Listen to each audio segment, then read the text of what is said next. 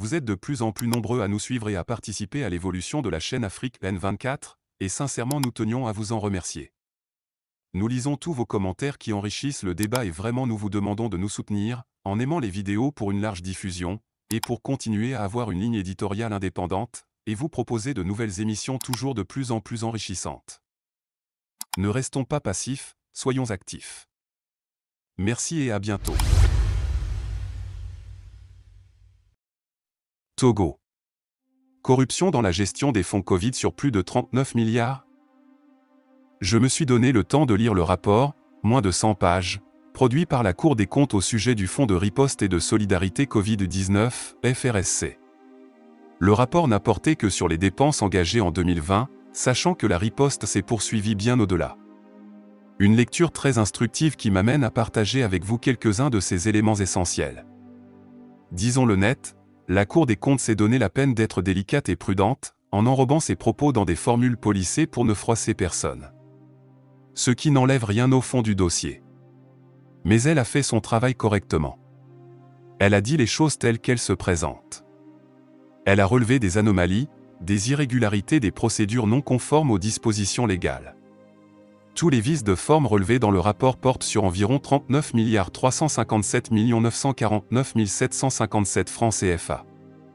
Oui, j'ai fait les calculs. 400 milliards étaient prévus sur plusieurs années. Il faut savoir que le montant total destiné à la riposte Covid en 2020 est de 183 494 620 882 francs CFA.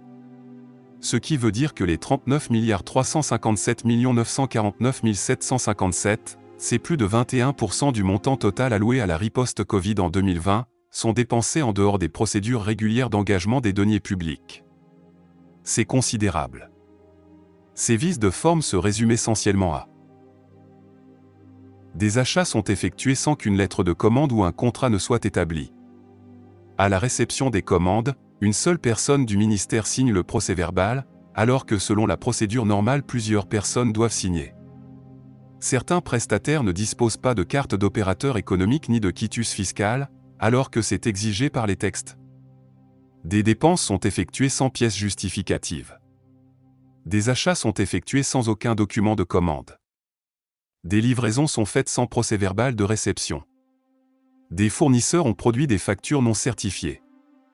Des gratifications, telles que des primes mensuelles, sont payées directement par le Trésor ou au niveau de la coordination nationale, sans base juridique, c'est-à-dire que ce sont les responsables qui décident seuls selon leur désir de distribuer cet argent.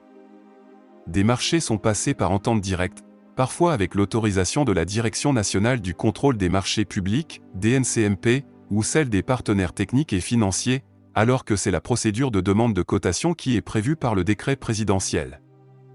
Des marchés sont passés sans les descriptions techniques des produits et des services commandés, c'est comme si on passe commande d'une voiture sans dire si c'est une Mercedes ou une 2 chevaux qu'on veut acheter, et sans préciser la quantité.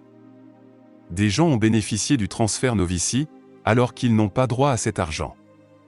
Justement, Novici a bénéficié de 13 169 951 746 francs CFA.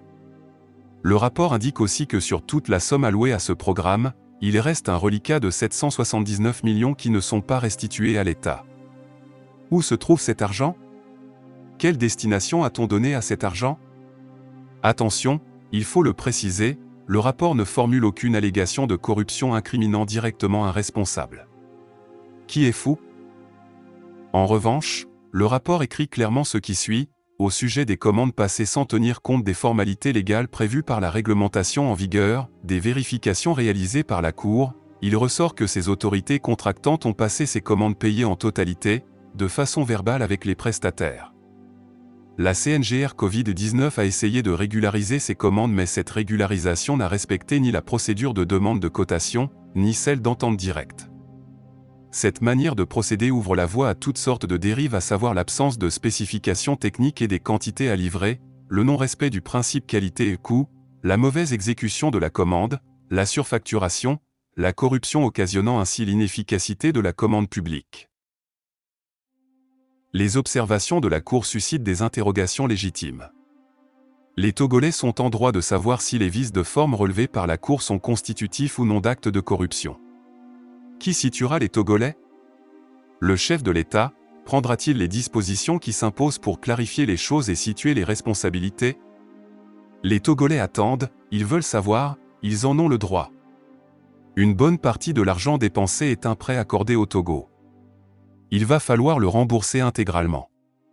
Même si c'était un don, il fallait le gérer avec beaucoup plus de sérieux et de rigueur. On ne peut pas continuer à endetter les Togolais et à dépenser l'argent reçu des créanciers comme si ces fonds appartenaient à ceux qui sont chargés de sa gestion. Trop de gens s'enrichissent sur le dos des Togolais. Ça suffit. Gamessou. Nathaniel Olympio.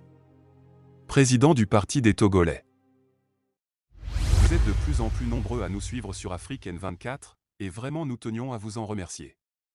Nous lisons tous vos commentaires qui enrichissent le débat et vraiment nous vous demandons de nous soutenir pour continuer à avoir cette ligne éditoriale indépendante, et vous proposer des émissions toujours de plus en plus enrichissantes. Merci et à bientôt. Likez la vidéo si ce n'est pas déjà fait. Laissez aussi votre point de vue en commentaire.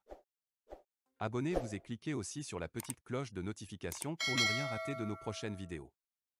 N'oubliez pas de partager aussi la vidéo et de la liker.